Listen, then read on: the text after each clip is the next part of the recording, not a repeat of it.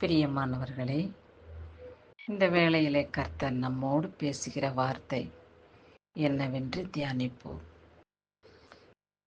ஆபத்து காலத்தில் என்னை நோக்கி கூப்பிடு, நான் உன்னை விடுவிப்பேன், நீ என்னை மகிமைப்படுத்துவாய் என்று சங்கீதம் 50ஆம் அதிகாரம் 15வது வசனத்திலே இப்படியாய் சொல்லியுள்ளது.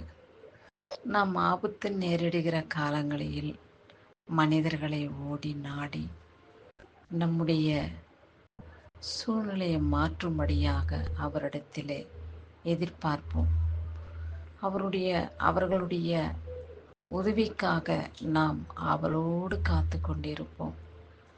இதோ இந்த மனிதன் நம்மளை விடுவிக்க மாட்டாரா, இந்த தீங்கிலிருந்து நம்மளை தப்பிவிக்க மாட்டாரா என்றெல்லாம் நாம் எண்ணி ஆலோசனை செய்து மனுஷனை நாடி ஓடுவோம்.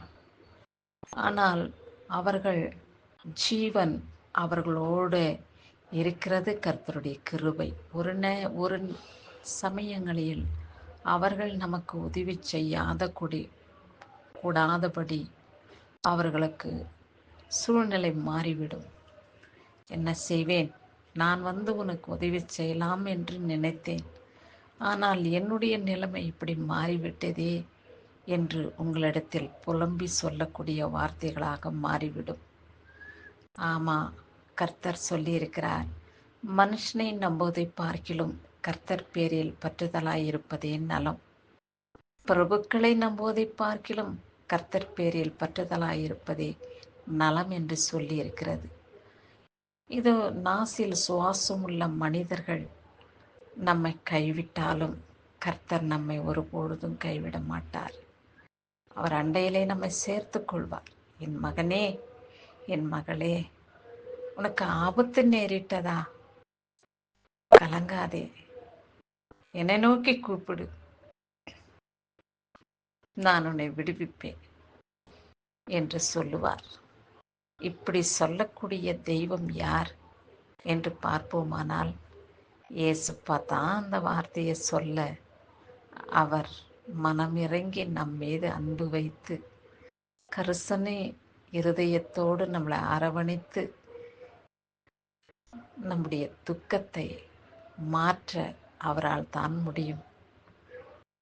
இப்படி நான் நம்பி அவரிடத்தில் போகும் பொழுது, ஆண்டவரே, எனக்கு ஆபத்து நேரிட்டது, என் துக்கம் என்னை வேதனைப்படுத்துகிறது, நான் யாரிடம் செல்வேன், எங்கே போவேன் என்றெல்லாம் நீ அவரிடத்தில் சொல்வீர்களே ஆகியல், ஆண்டவர் மனமிறங்கி உன் மீது தன் கரங்களை வைத்து உன்னுடைய தலையை அவர் தடிவி அணைத்து கொண்டு, என் மகனே, நீ கலங்காதே, என் மகளே, நீ திகையாதே, என்னை நோக்கி கூப்பிடு, நான் உன்னை விடுவிப்பேன், நீ என்னை மகிமைப்படுத்துவாய் என்று சொன்னேன் அல்லவா.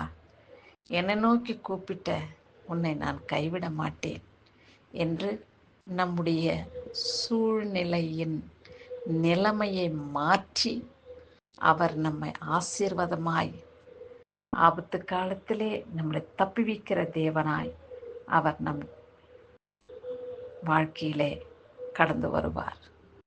இப்படி அவர் நமக்கு உதவி செய்து நம்முடைய வேதனையிலிருந்து விடுதலை கொடுத்து நம் ஆபத்திலிருந்து நமக்கு மீட்பை உண்டு பண்ணின இயேசப்பாவுக்கு இந்த பூமியிலே நாம் நன்றி உள்ளவர்களாக வாழுவோம். கிறிஸ்துவுக்கே மகிமை உண்டாக்கட்டும். ஆமென்.